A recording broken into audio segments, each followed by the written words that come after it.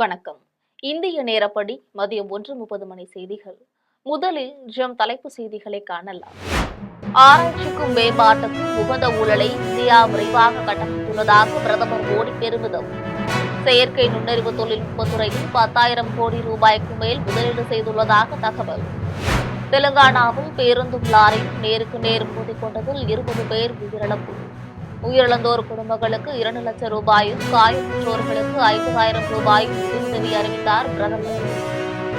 திமுகவில் மட்டுமல்லாமல் அதிமுகவிலும் குடும்ப அரசியல் உள்ளதாக செங்கோட்டையன் பேட்டி.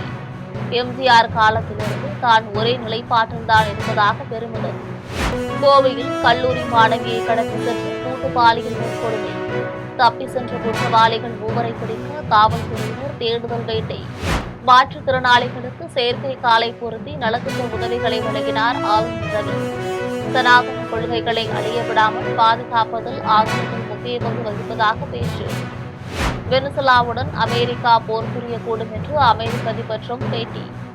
அதிபர் நிக்கோலஸ் மதுரோ ஆட்சியின் நாட்கள் எண்ணப்படுவதாகவும் கருத்து. இனி விரிவான செய்திகளை காணலாம். ஆராய்ச்சிக்கும் மேம்பாட்டுக்கும் உகந்த ஊழலை இந்தியா விரைவாக கட்டமைத்துள்ளதாக பிரதமர் நரேந்திர மோடி தெரிவித்துள்ளார். டெல்லி பாரத மண்டபத்தில் வளரும் அறிவியல் தொழில்நுட்பம் புத்தாக்கம் என்னும் பெயரிலான மாநாடு நடைபெறுகிறது. இந்த மாநாட்டை பிரதமர் நரேந்திர மோடி தொடங்கி வைத்தார். அதன்பின் மாநாட்டில் பேசிய அவர், இன்று சில்லறை வணிகம் முதல் சரக்கு போக்குவரத்து வரையும், வாடிக்கையாளர் சேவை முதல் சிறாரின் வீட்டு பாடங்கள் வரை எங்கு பார்த்தாலும் செயற்கை நுண்ணறிவு தொழில்நுட்பம் பயன்படுத்தப்படுவதாக தெரிவித்தார். சமூகத்தின் ஒவ்வொரு பிரிவுக்கும் செயற்கை நுண்ணறிவு தொழில்நுட்பம் பயன்படும் வகையில் இந்தியா செயலாற்றி வருவதாக குறிப்பிட்டார். இந்தியாவில் செயற்கை நுண்ணறிவு தொழில்நுட்ப சிறையில் 10,000 இந்தியாவில் செயற்கை நுண்ணறிவு தொழில்நுட்ப துறையில் 10,000 கோடி ரூபாய்க்கும் அதிகமாக முதலீடு செய்யப்பட்டுள்ளதையும் அவர் சுட்டிக்காட்டினார். நெறிமுறைக்கு உட்பட்ட மனிதனை நடுவாக கொண்ட செயற்கை நுண்ணறிவு தொழில்நுட்பத்துக்கான சட்டகத்தை இந்தியா உருவாக்கி வருவதாக குறிப்பிட்டார். வரும் பிப்ரவரி மாதத்தில் உலகளாவிய செயற்கை நுண்ணறிவு மாநாட்டை இந்தியா நடத்த உள்ளதாகவும், வளர்ச்சியடைந்த இந்தியா எனும் இலக்கை எட்டுவதில் இது முதன்மையான பங்களிப்பாற்றும் என்றும் பிரதமர் தெரிவித்தார். தெலுங்கானாவில் பேருந்தும் லாரியும் நேருக்கு நேர் மோதிக்கொண்டதில் 20 பேர் உயிரிழந்தனர். தெலுங்கானா மாநிலம் ரங்காரெட்டி மாவட்டத்தில் உள்ள சிவல்லா காவல் நிலையத்தின் எல்லைக்கு உட்பட்ட கானாப்பூர் கேட்டுக்கு அருகே பேருந்தும் லாரியும் மோதி பெரும் விபத்துக்குள்ளானது. அவ்விபத்தில் 20 பேர் உயிரிழந்ததாகவும் 20 பேர் பலத்த காயமடைந்துள்ளதாகவும் மாநில போக்குவரத்து துறை அமைச்சர் பொன்னம் பிரபாகர் தெரிவித்துள்ளார். விபத்து நேர்ந்த தகவல் அறிந்த உறவினர்களும் குடும்பத்தினரும் நிகழ்விடத்திற்கு விரைந்து வந்து சாலையில் அமர்ந்து போராட்டத்தில் ஈடுபட்டனர். தகவல் அறிந்ததும் அம்மாநில முதலமைச்சர் ரேவந்த் ரெட்டி, காவல்துறை தலைமை இயக்குநர், தலைமை செயலாளர் ஆகியோரை தொலைபேசியில் தொடர்பு கொண்டு நிகழ்விடத்திற்கு விரைந்து செல்லுமாறு உத்தரவிட்டார். மேலும் அவர் காயமடைந்தவர்களுக்கு உடனே உயர்தர சிகிச்சை அளிக்குமாறும் உத்தரவிட்டார். விபத்தில் உயிரிழந்தோரின் குடும்பங்களுக்கு பிரதமர் நரேந்திர மோடி தனது ஆழ்ந்த இரங்கலை தெரிவித்துள்ளார். காயமடைந்தோர் விரைவில் குணம் பெற இறைவனை வேண்டிக் கொள்வதாகவும் தெரிவித்துள்ளார். உயிரிழந்தோர் குடும்பத்திற்கு 2 லட்சம் ரூபாயும், காயமடைந்தவர்களுக்கு 50,000 ரூபாயும் நிதியுதவி வழங்கப்படும் என்று பிரதமர் அறிவித்துள்ளார். திமுகவில் மட்டுமல்லாமல் அதிமுகவிலும் குடும்ப அரசியல் உள்ளதாக முன்னாள் அமைச்சர் செங்கோட்டையன் தெரிவித்துள்ளார். அதிமுகவிலிருந்து பிரிந்து சென்றவர்கள் அனைவரையும் ஒன்றிணைக்க வேண்டும் என்று கூறியதால் செங்கோட்டையனை கட்சி பொறுப்பிலிருந்து பொதுச் செயலாளர் எடப்பாடி பழனிசாமி நீக்கினார். முத்துராமலிங்க தேவர் ஜெயந்தி, குருபூஜை விழாவின் போது பன்னீர்செல்வம், டிடிவி தினகரன் ஆகியோரை செங்கோட்டையன் சந்தித்து பேசினார். இதையடுத்து செங்கோட்டையனை அதிமுக அடிப்படை உறுப்பினர் பொறுப்பிலிருந்தே பொதுச் செயலாளர் எடப்பாடி பழனிசாமி நீக்கம் செய்துள்ளார். இந்நிலையில் கோவை விமான நிலையத்தில் முன்னாள் அமைச்சர் செங்கோட்டையன் செய்தியாளர்களிடம் பேசினார். அப்போது எம்ஜிஆர் காலத்திலிருந்து தான் ஒரே நிலைப்பாட்டில் இருப்பதாக அவர் தெரிவித்தார். திமுகவில் மட்டுமல்லாமல் அதிமுகவிலும் குடும்ப அரசியல் உள்ளதாக கூறினார். அதிமுகவில் எடப்பாடி பழனிசாமியின் மைத்துனர், மாப்பிள்ளை போன்றவர்கள் தலையெடுத்து வருவது நாடறிந்த உண்மை என தெரிவித்தார். எம்ஜிஆர் காலத்திலிருந்தே தான் கட்சி பணிகளை செய்து வருவதாக குறிப்பிட்டார். அரசியல் பொறுத்தவரையிலும் பல்வேறு கருத்துக்கள் பரிமாணம் கூட இந்த இயக்கத்திற்காக புரட்சித் தலைவர் காலத்திலிருந்து புரட்சித் தலைவர் அம்மா காலம் வரையிலும் இன்று வரையிலும் இந்த இயக்கம் வலிமை பெற வேண்டும், இந்த இயக்கம் நாளை வெற்றி பெற வேண்டும், என்ற நோக்கத்தோடு தான் என் பணிகளை நான் மேற்கொண்டு வருகிறேன். தன்னால் முடியாததை முடியும் என்று சொல்லி தன்னையும் ஏமாற்றிக் கொண்டு மற்றவர்கள் ஏமாற்றக்கூடாது என்பதுதான் தத்துவம். கோவையில் கல்லூரி மாணவியை கடத்தி சென்று கூட்டு பாலியல் வன்கொடுமை செய்த மூவரை காவல்துறையினர் தேடி வருகின்றனர். பாதிக்கப்பட்ட மாணவி தனியார் மருத்துவமனையில் சிகிச்சை பெற்று வருகிறார்.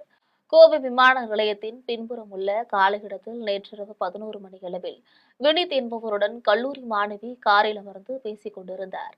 அப்போது அந்த வழியாக வந்த 3 பேர் இளைஞர் வினித்தை தாக்கிவிட்டு அந்த மாணவியை தூக்கி சென்று கூட்டு பாலியல் வன்கொடுமை செய்துவிட்டு தப்பி சென்றனர். தாக்குதலில் படுகாயமடைந்த வினித் இதுகுறித்து காவல் நிலையத்திற்கு தகவல் தெரிவித்தார். அங்கு உடனடியாக சென்ற காவல்துறையினர் மாணவியை தேடினர். அப்பொழுது நிர்வாண நிலையில் மாணவியை மீட்ட காவல்துறையினர் அருகே உள்ள தனியார் மருத்துவமனைக்கு அழைத்து சென்று சிகிச்சைகளுக்காக அனுமதித்தனர். படுகாயமடைந்த வினித்தை கோவை அரசு மருத்துவமனைக்கு சிகிச்சைகளுக்காக அனுப்பி வைத்தனர். மாணவியை கூட்டு பாலியல் வன்கொடுமை செய்துவிட்டு தப்பி ஓடிய 3 பேரையும் பிடிக்க பீளமேடு காவல்துறையினர் தனிப்படை அமைத்து தீவிரமாக தேடி வருகின்றனர். ஆண் நண்பருடன் பேசிக் கொண்டிருந்த கல்லூரி மாணவியை தூக்கி சென்று 3 பேர் கூட்டு பாலியல் வன்கொடுமை செய்தது கோவையில் அதிர்ச்சியையும் பரபரப்பையும் ஏற்படுத்தியுள்ளது. பாரத நாட்டில் சனாதன கொள்கைகளை அழிய விடாமல் பாதுகாப்பதில் ஆதீனங்கள் முக்கிய பங்கு வகிப்பதாக தமிழக ஆளுநர் RN ரவி தெரிவித்துள்ளார். மயிலாடுதுறை தருமபுரம் ஆதீனத்தின் மணி விழாவில் தமிழக ஆளுநர் RN ரவி கலந்து கொண்டு பேசினார். அப்போது சனாதன தர்மத்தின் அடிப்படையில் அமைந்த 5000 ஆண்டுகள் பழமையான நாகரிகம் இந்தியாவுக்கு உள்ளது என்று தெரிவித்தார். இதில் நம்பிக்கை இல்லாதவர்கள் உட்பட அனைவரும் அடங்குகிறார்கள் என்று ஆளுநர் தெரிவித்தார். தருமபுரம் ஆதீனம் 500 ஆண்டுகள் பாரம்பரியம் கொண்டது என்றும் ஆன்மீக மற்றும் கல்வி தொண்டுகள் மூலமாக சமுதாயத்திற்கு தொடர்ந்து சேவை செய்து வருவதாகவும் ஆளுநர் பாராட்டுகள் தெரிவித்தார். தொடர்ந்து பேசிய ஆளுநர் பச்சையப்பன் கல்லூரியின் முன்னாள் முதல்வர் ரோலோ தமிழை அடிமைகளின் மொழி என்று குறிப்பிடுவதாக குற்றம் சாட்டினார். ஆதீனம் பல தமிழ் அறிஞர்களையும் எழுத்தாளர்களையும் உருவாக்கியுள்ளது என்று கூறினார். பிரதமர் நரேந்திர மோடி உலகளவில் தமிழை முன்னிறுத்தி வருவதாகவும் சிங்கப்பூர், மலேசியா, பிஜி ஆகிய நாடுகளில் தமிழ் கற்பித்தல் மையங்கள் தொடங்கப்பட்டுள்ளதாகவும் தெரிவித்தார். இதனையடுத்து புதிய நாடாளுமன்ற கட்டடத்தில் தருமபுரம் ஆதீனத்தின் செங்கோல் நிறுவப்பட்டது பற்றி அவர் கூறிய அவர், அது இந்திய நாகரிகத்தின் தொடர்ச்சிகளை வெளிப்படுத்தும் ஒரு சின்னமாகும் என்றார். இதனையடுத்து மாற்றுத்திறனாளிகளுக்கு செயற்கை காலை ஆளுநர் பொருத்திவிட்டதுடன் நலத்திட்ட உதவிகளையும் வழங்கினார். இந்நிகழ்ச்சியில் மாவட்ட ஆட்சியர் ஸ்ரீகாந்த், காவல் கண்காணிப்பாளர் ஸ்டாலின், கோட்ட ஆட்சியர் விஷ்ணுபிரியா, குன்றக்குடி ஆதீனம் பொன்னம்பல அடிகளார் ஆகியோர் கலந்து கொண்டனர். கோவையில் கல்லூரி மாணவி கூட்டு பாலியல் வன்கொடுமை செய்யப்பட்டதற்கு அரசியல் கட்சி தலைவர்கள் கண்டனம் தெரிவித்துள்ளனர். குற்றவாளிகள் மீது கடும் நடவடிக்கை எடுக்க வேண்டும் என்றும் வலியுறுத்தியுள்ளனர். இதுகுறித்து எதிர்க்கட்சித் தலைவர் எடப்பாடி பழனிசாமி விடுத்துள்ள அறிக்கையில், கோவை விமான நிலையத்தின் பின்புறம் நண்பர்களுடன் பேசிக் கொண்டிருந்த கல்லூரி மாணவியை 3 இளைஞர்கள் கடத்தி சென்று பாலியல் வன்கொடுமை செய்ததையும், மாணவி தனியார் மருத்துவமனையில் சிகிச்சை பெற்று வருவதையும் குறிப்பிட்டுள்ளார். மாணவியை பாலியல் வன்கொடுமை செய்தவர்கள் யாராக இருந்தாலும் அவர்களை உடனடியாக கண்டுபிடித்து சட்டத்தின் பிடியில் நிறுத்தி கடும் தண்டனை வாங்கித் தர வேண்டும் என்றும் எடப்பாடி பழனிசாமி வலியுறுத்தியுள்ளார். அண்ணாமலை விடுத்துள்ள அறிக்கையில், கல்லூரி மாணவி 3 சமூக விரோதிகளால் கூட்டு பாலியல் வன்கொடுமைக்கு உள்ளாக்கப்பட்ட செய்தி மிகுந்த அதிர்ச்சி அளிப்பதாக தெரிவித்துள்ளார். மருத்துவமனையில் சிகிச்சை பெற்று வரும் மாணவி விரைந்து நலம் பெற வேண்டிக் கொள்வதாக தெரிவித்துள்ளார். பாலியல் குற்றங்களை தடுக்கவோ பெண்களுக்கு பாதுகாப்பு அளிக்கவோ திமுக ஆட்சி தவறிவிட்டதாக அண்ணாமலை குற்றம் சாட்டியுள்ளார். பொதுமக்களுக்கு பாதுகாப்பு வழங்கவோ சட்டம் ஒழுங்கை காக்கவோ காவல்துறையினரை பயன்படுத்தாமல் திமுக அரசை விமர்சிப்பவர்களை கைது செய்ய மட்டுமே பயன்படுத்துவதால் தமிழகம் இன்று இழிநிலையில் உள்ளதாக குறிப்பிட்டுள்ளார். பாஜக தலைவர் நாகேந்திரன் விடுத்துள்ள அறிக்கையில், திமுக ஆட்சியில் நமது வீட்டு பெண்கள் வெளியில் தலைகாட்டவே அஞ்சுவதாகவும் முதலமைச்சரோ கவலையின்றி கம்பு சுற்றிக் கொண்டிருப்பதாகவும் தெரிவித்துள்ளார். பாமக தலைவர் அன்புமணி விடுத்துள்ள அறிக்கையில், கோவையில் கல்லூரி மாணவி பாலியல் வன்கொடுமை செய்யப்பட்டது திமுக ஆட்சியில் மாணவிகளுக்கு பாதுகாப்பில்லை என்பதற்கான சான்றாகும் என குறிப்பிட்டுள்ளார். தமிழ்நாட்டில் திமுக ஆட்சிக்கு வந்த பிறகு பாலியல் வன்கொடுமைகள் அதிகரித்து வருவதாகவும் இதற்கு தமிழக அரசும் காவல்துறையும் தான் பொறுப்பேற்க வேண்டும் என்றும் தெரிவித்துள்ளார். பாலியல் வன்கொடுமை செய்த மனித மிருகங்களை கைது செய்து சட்டத்தின் முன் நிறுத்தி கடுமையான தண்டனை பெற்றுத்தர வேண்டும் என்று வலியுறுத்தியுள்ளார். இலங்கை கடற்படையால் கைது செய்யப்பட்டுள்ள தமிழகம், புதுச்சேரி மீனவர்கள் 35 பேரை விடுவிக்க மத்திய, மாநில அரசுகள் நடவடிக்கை எடுக்க வேண்டும் என்றும் தாவேக தலைவர் விஜய் கோரிக்கை விடுத்துள்ளார். அவர் விடுத்துள்ள அறிக்கையில், தமிழகம் மற்றும் புதுச்சேரியை சேர்ந்த நம் மீனவ சகோதரர்கள் 35 பேர் இலங்கை கடற்படையால் கைது செய்யப்பட்டுள்ளதை சுட்டிக்காட்டியுள்ளார். அவர்களுக்கு சொந்தமான 3 விசைப்படகுகள் மற்றும் ஒரு நாட்டுப் படகு பறிமுதல் செய்யப்பட்டுள்ளதாகவும் குறிப்பிட்டுள்ளார். கைது செய்யப்பட்டுள்ள நம் மீனவ சகோதரர்கள் 35 பேரையும் உடனடியாக விடுவிக்க வேண்டும் என்றும் அவர்களது படகுகளையும் மீட்டுத் தர வேண்டும் என்றும் வலியுறுத்தியுள்ளார். மற்ற மாநில மீனவர்கள் மீது காட்டும் அக்கறையை போலவே தமிழக மீனவர்கள் மீதும் காட்டி இதற்கான நடவடிக்கைகளை மத்திய அரசு தாமதமின்றி உடனடியாக எடுக்க வேண்டும் என வலியுறுத்தியுள்ளார். இனி இதுபோல நடக்காமல் இருக்க இதற்கு ஒரே ஒரு நிரந்தர தீர்வை மத்திய அரசும் தமிழக அரசும் காண வேண்டும் என்றும் வலியுறுத்தியுள்ளார். சேலம் மாவட்டம் ஆத்தூரில் உறவினர் வீட்டு திருமண நிகழ்ச்சிக்கு இருசக்கர வாகனத்தில் சென்றவர் மீது கார் மோதியதில் முதியவர் நிகழ்விடத்திலேயே பரிதாபமாக உயிரிழந்தார். ஆத்தூரை சேர்ந்த பச்சைமுத்து, அவர் நண்பர் தமிழரசு ஆகியோர் இருசக்கர வாகனத்தில் உறவினர் வீட்டு திருமண நிகழ்ச்சிக்கு சென்றுள்ளனர். சேலம் சென்னை தேசிய நெடுஞ்சாலையில் சாலையை குறுக்காக கடக்க முயன்ற போது இவர்களின் இருசக்கர வாகனத்தின் மீது கார் மோதியது. இந்த விபத்தில் இருசக்கர வாகனத்தில் சென்ற இருவரும் தூக்கி வீசப்பட்ட நிலையில் பச்சைமுத்து நிகழ்விடத்திலேயே பரிதாபமாக உயிரிழந்தார். படுகாயமடைந்த தமிழரசு சிகிச்சைக்காக ஆத்தூர் அரசு மருத்துவமனையில் அனுமதிக்கப்பட்டுள்ளார். இந்த விபத்து குறித்து ஆத்தூர் காவல்துறையினர் வழக்கு பதிந்து விசாரணை மேற்கொண்டனர். இந்த விபத்தின் காரணமாக அப்பகுதியில் அரை மணி நேரத்திற்கு மேலாக போக்குவரத்து பாதிக்கப்பட்டது. தூத்துக்குடியில் ரயிலின் மீது ஏறி ரீல்ஸ் எடுக்க முயன்ற கல்லூரி மாணவர் மின்சாரம் தாக்கி நிகழ்விடத்திலேயே பரிதாபமாக உயிரிழந்தார். தூத்துக்குடி அண்ணா நகரை சேர்ந்த மாணவர்கள் அருண், கவின், ஹரிஷ் ஆகிய 3 நண்பர்களும் மீளவிட்டான் ரயில் நிலையத்திற்கு சென்றுள்ளனர். அப்போது அருகே நின்று கொண்டிருந்த ஒரு சரக்கு ரயிலின் பெட்டியின் மீது ஏறி செல்போனில் ரீல்ஸ் எடுக்க 3 பேரும் முயன்றுள்ளனர். இதில் சரக்கு ரயில் வேலை இருந்த மின்கம்பியிலிருந்து மின்சாரம் தாக்கியதில் அருண் தூக்கி வீசப்பட்டு நிகழ்விடத்திலேயே பரிதாபமாக உயிரிழந்தார். அவரின் 2 நண்பர்களும் கை கால்களில் காயம் ஏற்பட்ட நிலையில் சிகிச்சைகளுக்காக தூத்துக்குடி அரசு மருத்துவமனையில் அனுமதிக்கப்பட்டனர். இந்த விபத்து குறித்து ரயில்வே பாதுகாப்பு படை காவல்துறையினர் மற்றும் சிப்காட் காவல்துறையினர் விசாரணை மேற்கொண்டனர். ரீல்ஸ் மோகத்தில் கல்லூரி மாணவர் பரிதாபமாக பலியானது அப்பகுதியில் பெரும் சோகத்தை ஏற்படுத்தியுள்ளது. அனைவருக்கும் சமமான வாய்ப்பு என்ற உயர்ந்த ஜனநாயகத்தை உருவாக்குவதே தங்கள் கொள்கை என மக்கள் படை கட்சியின் பொதுச் செயலாளர் ராம் பிரகாஷ் தெரிவித்துள்ளார். சென்னை தாம்பரத்தில் மக்கள் படை கட்சியின் பொதுச் செயலாளர் ராம் பிரகாஷ் செய்தியாளர்களை சந்தித்து பேசினார். அப்போது கட்சியின் வேட்பாளர்களை அறிவிக்கப் போவதாகவும், அனைவருக்கும் சமமான வாய்ப்பு என்ற உயர்ந்த ஜனநாயகத்தை உருவாக்குவதே தங்கள் கொள்கை என்றும் தெரிவித்தார். 2ஆம் கட்டமாக உடுமலைப்பேட்டை தொகுதி வேட்பாளராக ஆறுமுகமும், திருவொற்றியூர் தொகுதி வேட்பாளராக மணியும் போட்டியிட உள்ளதாக தெரிவித்தார். தொடர்ச்சியாக தங்கள் கட்சி வேட்பாளரை அறிமுகம் செய்ய உள்ளதாக கூறினார். தொடர்ந்து பேசிய ராம் பிரகாஷ், கள்ளக்குறிச்சியில் கள்ள சாராயம் குடித்து இறந்தவர்களுக்கு 10 லட்சம் ரூபாய் வழங்கியது அதை ஊக்குவிப்பது போல் உள்ளதாக தெரிவித்தார். கரூரில் நடைபெற்ற சம்பவத்தில் மக்கள் மீதும் தவறு உள்ளது என்றும், கட்சியின் தலைவர் விஜய் அங்கிருந்து சென்றிருக்க கூடாது என்றும் கூறினார். கல்வி, மருத்துவமும் இலவசமாக கிடைக்க செய்வதும், லஞ்சம், ஊழல், மது, புகையிலை இல்லாத மாநிலத்தை உருவாக்குவதும் தங்கள் கட்சியின் கொள்கைகள் என்று ராம் பிரகாஷ் தெரிவித்தார். அனைவருக்கும் வணக்கம். நான் மக்கள் படை கட்சியின் நிறுவனர் மற்றும் பொதுச் செயலாளர் வி. ராம் பிரகாஷ். இன்றைய தினம் நமது கட்சியின் அடுத்த கட்ட வேட்பாளர்களை அறிவிக்கும் நாளாக இன்று வந்திருக்கும் அனைவருக்கும் நன்றியை தெரிவித்துக் கொள்கின்றேன். இயன்றதை செய்வோம், தமிழகம் மேம்படச் செய்வோம் என்ற நோக்கத்தோடு அனைவருக்கும் சமமான வாய்ப்பு கிடைக்கப்பெற வேண்டும் என்ற கொள்கையோடு உயர்ந்த ஜனநாயகத்தை உருவாக்க வேண்டும் என்ற நோக்கில் மக்கள் படை கட்சி செயல்பட்டு கொண்டிருக்கின்றது. திருவனந்தபுரத்தில் கேரள விரைவு ரயிலில் பயணித்த இளம் பெண்ணை மதுபோதையில் கீழே தள்ளிவிட்ட முதியவரை காவல்துறையினர் கைது செய்தனர். கேரள மாநிலம் ஆலுவாவிலிருந்து கேரள விரைவு ரயிலில் இளம்பெண் சோனாவும் அவரின் தோழி அர்ச்சனாவும் பெண்களுக்காக ஒதுக்கீடு செய்யப்பட்டிருந்த பெட்டியில் பயணம் செய்தனர். அப்போது மதுபோதையிலிருந்த முதியவர் ஒருவர் இளம்பெண் சோனாவையும் அவரது தோழி அர்ச்சனாவினையும் திடீரென்று ஓடும் ரயிலிலிருந்து கீழே தள்ளிவிட்டுள்ளார். இதில் அதிர்ஷ்டவசமாக அர்ச்சனா ரயிலின் நுழைவாயில் கம்பியை பிடித்து உயிர் தப்பினார். தண்டவாளத்தில் விழுந்த சோனா படுகாயமடைந்தார்.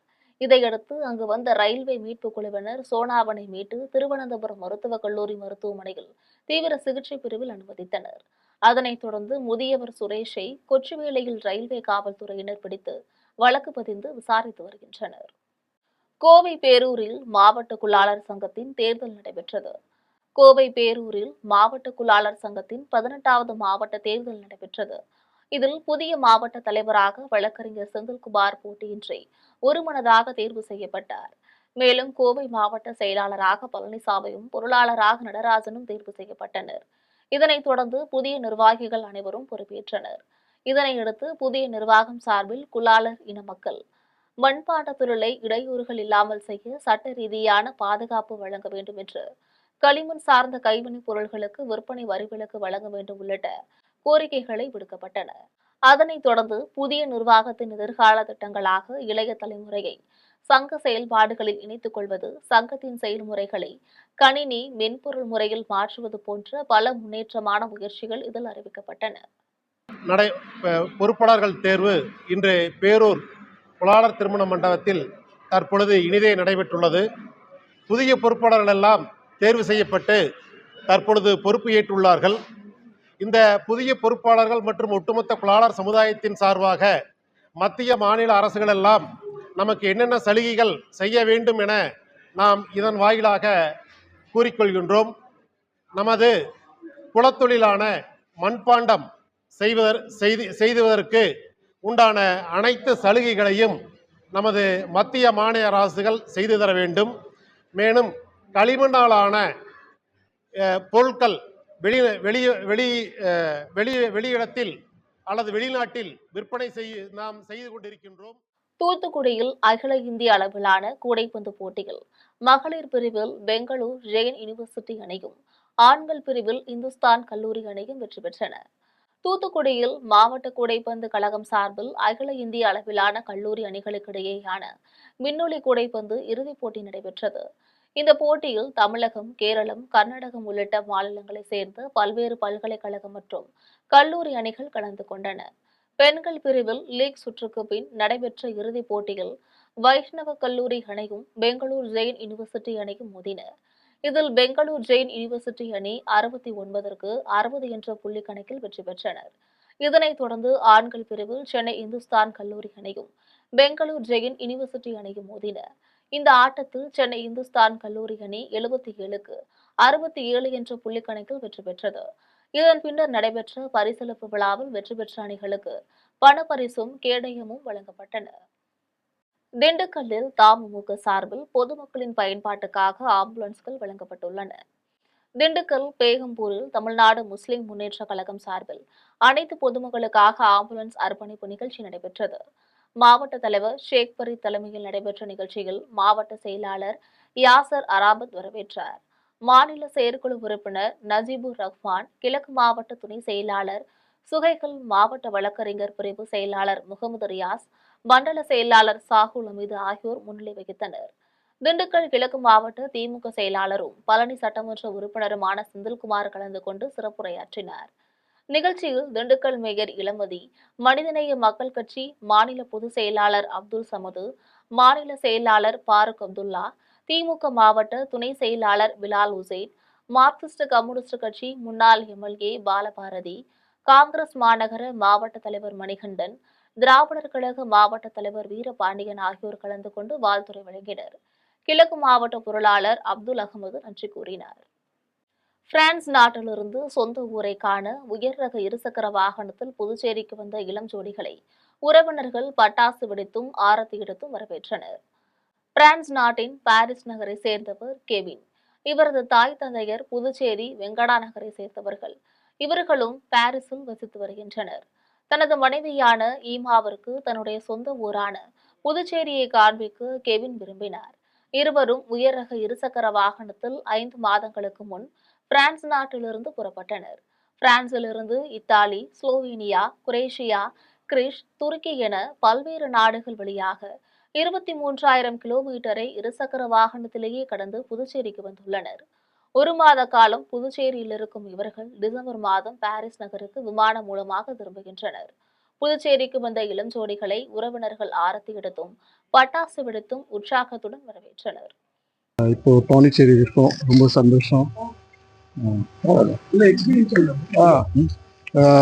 3 மாதம் இந்தியா ஃபுல்லாக ட்ராவல் பண்ணி சேர்ந்துக்குவோம், ரொம்ப சந்தோஷம். Thank you to everyone. இந்த பயணம் எதுக்காக இது நம்ம சொந்த ஊர் இல்லை, so from one home to another, try to be back to our சொந்த ஊர். அவ்வளோதான். இல்ல நீங்க எப்போ பிரான்ஸ் போனீங்க, அங்கே எப்போ என்ன வேலை பாக்குறீங்க, என்ன படிச்சீங்க? அங்கதான் பொழுதும். அவங்க கூட எப்படி இங்க வந்து எப்படி வந்தீங்க, அதை firstல இருந்து சொல்லுங்க. அப்படியா? அங்கதான் பிறந்தேன், அங்கதான் வளர்ந்தேன் பிரான்ஸ்ல. இப்போ பேங்கிங்ல வேலை செஞ்சேன். காஞ்சிபுரம் மாவட்டம் உத்தரமேரூரில் போலி அடையாள அட்டை தயாரித்து தமிழக துணை முதலமைச்சர் உதயநிதி பெயரை கூறி அரசு துறை அலுவலர்களிடம் வசூல் வேட்டையில் ஈடுபட்ட ஆசாமியை காவல்துறையினர் கைது செய்துள்ளனர். காஞ்சிபுரம் மாவட்டம் காட்டுக்கொள்ளையை சேர்ந்த திருமலை வாடாதபூர் ஊராட்சி செயலாளராக பணியாற்றி வருகிறார். இந்நிலையில் சென்னையிலிருந்து மொபைல் போனில் தொடர்பு கொண்ட தாமோதரன் என்பவர் தன்னை துணை முதலமைச்சர் உதயநிதியின் உதவியாளர் என கூறி ஊராட்சி செயலர் திருமலையிடம் அறிமுகமாகியுள்ளார். உத்தரமேரூர் வட்டத்தில் படித்த இளைஞருக்கு அரசு வேலை வாங்கி தருவதாகவும் ஊராட்சிகளுக்கு தேவையான பணிகள் மற்றும் நிதி ஒதுக்கீடு குறித்து துணை முதலமைச்சர் உதயநிதியிடம் பேசி ஏற்பாடு செய்வதாகவும் கூறியுள்ளார். இதையடுத்து தனக்கு 50,000 ரூபாய் முன்பணமாக கொடுக்குமாறும் அவர் கேட்டுள்ளார். அவர் கேட்ட பணத்தை தர ஊராட்சி செயலாளர் திருமலை மறுத்துள்ளார். அதற்கு துணை முதல்வரின் உதவியாளர் என தெரிந்தும் பணம் தர மறுப்பதா என கூறி கொலை மிரட்டல் விடுத்துள்ளார். இதுகுறித்து திருமலை உத்தரமேரூர் காவல் நிலையத்தில் புகார் அளித்தார்.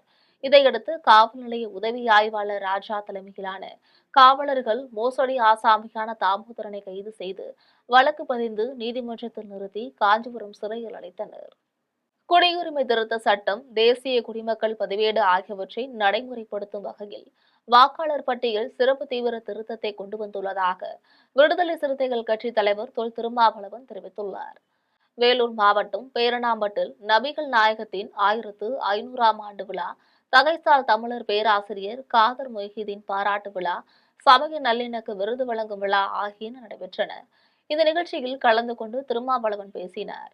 அப்போது மத சார்பற்ற நாட்டை மதம் சார்ந்த நாடாக மாற்றவே வாக்காளர் பட்டியல் சிறப்பு தீவிர திருத்தம் என்று தெரிவித்தார். குடியுரிமை திருத்த சட்டம், தேசிய குடிமக்கள் பதிவேடு ஆகியவற்றை நடைமுறைப்படுத்தும் வகையில் நேரடியாக உத்திகளை கையாளாமல் தேர்தல் ஆணையத்தினை பயன்படுத்தி அரசு செயல்படுவதாக குற்றம் சாட்டினார். மதுரை மாவட்டம் சோழவந்தான் அருகே கருப்பட்டியில் கொள்முதல் செய்யாததால் 2000 நெல் மூட்டைகள் தேக்கமடைந்துள்ளன. அறுவடைக்கு தயாராக உள்ள நெற்கதிர்களை அறுவடை செய்ய முடியாமல் விவசாயிகள் வேதனையடைந்துள்ளனர். சோழவந்தான், வாடிப்பட்டி பகுதிகளில் கொள்முதல் நிலையங்களில் நெல் கொள்முதல் செய்யாததால் பல்லாயிரம் நெல் மூட்டைகள் தேக்கமடைந்துள்ளதாக விவசாயிகள் தொடர் குற்றச்சாட்டுகளை வைத்து வருகின்றனர். இந்த நிலையில் சோழவந்தான் அருகே கருப்பட்டியில் நெல் கொள்முதல் நிலையங்களில் 2000க்கும் மேற்பட்ட நெல் மூட்டைகள் தேக்கமடைந்துள்ளன. இதனால் வயல்களில் விளைந்திருக்கும் நெற்பயிர்களை அறுவடை செய்யும் பணிகளில் தொய்வு ஏற்படுவதாக விவசாயிகள் கூறுகின்றனர். அதிகாரிகளுக்கும் கொள்முதல் நிலையங்களை நடத்தும் ஆளும் கட்சியினருக்கும் இடையே கருத்து வேறுபாடுகள் ஏற்பட்டுள்ளது.